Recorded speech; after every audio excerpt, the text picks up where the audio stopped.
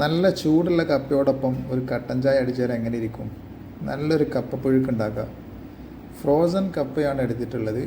ചെറുതാക്കി അരിഞ്ഞത് കഴുകിയെടുത്ത് വൃത്തിയാക്കി വെച്ചിട്ടുണ്ട്. കപ്പ പിഴുങ്ങാൻ ആവശ്യമായ വെള്ളം വെച്ച് തിളച്ചതിന് ശേഷം കഴുകിയെടുത്ത കപ്പ ചേർത്ത് കൊടുക്കുക.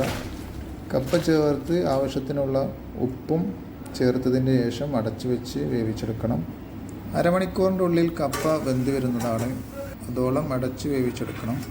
കപ്പ നല്ല രീതിയിൽ വെന്ത് വന്നിട്ടുണ്ട്. ഇനി ഇളക്കി കൊടുത്ത് ഉടച്ചെടുക്കരുത്. വെള്ളം ഊറ്റിയതിന് ശേഷം ഉടച്ചെടുത്താലാണ് അതിൻ്റെ സത്തെല്ലാം കിട്ടുക. വെള്ളം ഊറ്റി പാത്രത്തിലേക്ക് മാറ്റിയിട്ടുണ്ട്. ഇനി വറവിട്ട് കൊടുക്കണം.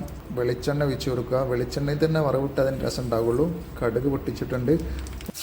വറ്റൽമുളകും കറിവേപ്പിലയും ചേർത്ത് പൊട്ടിച്ചെടുത്തതിന് ശേഷം വെള്ളം ഊറ്റി മാറ്റി വെച്ച കപ്പയിലേക്ക് ചേർത്ത് കൊടുക്കുക.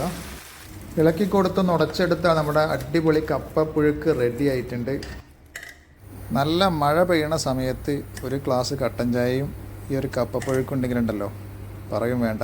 മത്തി മുളകിട്ടത് കൂടെ ഇതിൻ്റെ കൂടെ ഉണ്ടെങ്കിലുണ്ടല്ലോ വേറെ ലെവലായിരിക്കും.